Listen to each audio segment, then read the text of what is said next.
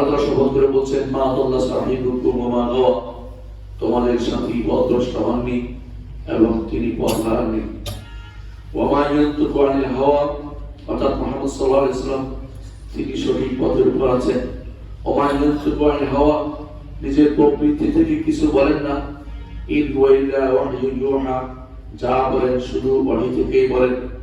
আল্লামাহু শাদীদুল কুওয়া, তাকে শিক্ষা দিয়েছেন শক্তিশালী একটি সত্তা, দিয়েছেন জিবরিল আলাইহিস সালাতু ওয়াস সালাম।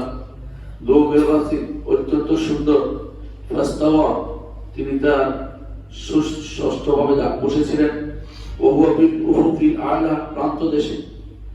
একবার রাসূলুল্লাহ সাল্লাল্লাহু আলাইহি ওয়াসাল্লাম জিবরিলকে প্রান্ত দেশে দেখেছেন, তার 600 ডানা বিশিষ্ট। প্রান্ত দেশে দেখেছেন 600 ডানা বিশিষ্ট চেয়ারের উপর দেখেছেন। তিনি সেই দৃশ্য দেখে ভয় পেয়ে গিয়েছিলেন যে বিশাল দৃশ্য, আকাশ পরিপূর্ণ হয়ে রয়েছে। জিবরিল আলাইহিস সালাম তার আসল রূপে সেখানে তাকে দেখা দিয়েছিলেন। ওয়াকানা কাওবা কাউসাইনি আও আদনা, রাসূলের 2 হাত নিকটে এসেছিলেন। এখানে জিবরিল আলাইহিস সালামকে কানা কাওবা কাউসাইনি আও আদনা বোঝানো হয়েছে। এটাই হচ্ছে মুফাসসিরদের বক্তব্য।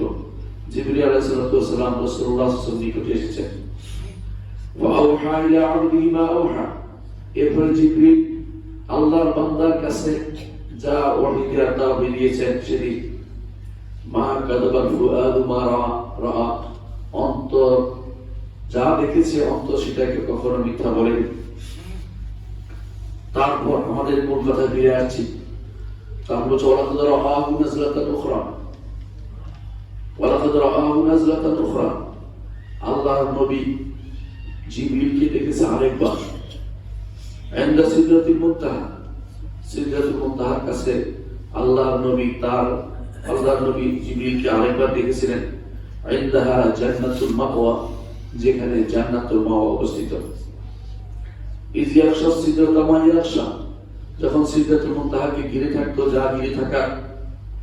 মা যাগাল বাসর ওয়া মা তাগা, মা যাগাল বাসর ওয়া মা তাগা, চোখ বক্র হয়নি এবং কোন সীমা লঙ্ঘন করেনি, বরং ঠিকই রাসূলুল্লাহ সাল্লাল্লাহু আলাইহি ওয়াসাল্লাম জিবরিলকে দেখেছেন, ঠিকই তিনি সিদরাতুল মুনতাহা দেখেছেন।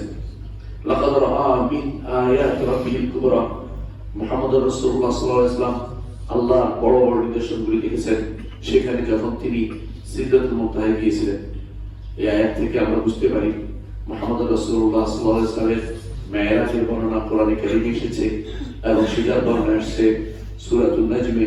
সিদরাতুল মুনতাহা পর্যন্ত আসার বর্ণনা, যাওয়ার বর্ণনা আমরা এখানে দেখতে পাই। সেখানে তিনি জিবরিলকে তার পূর্ণ রূপে দেখেছেন। একবার দেখেছেন তিনি জিবরিলকে দুনিয়াতে, আরেকবার দেখেছেন আকাশের উপরে। পৃথিবীতে একবার দেখেছেন, আরেকবার দেখেছেন সমস্ত আসমানের উপরে সিদরাতুল মুনতাহা, সেখানে তিনি আরেকবার দেখেছেন। সূরা নাজমের 1 থেকে 18 নম্বর আয়াতে সেটা বর্ণনা করা হয়েছে।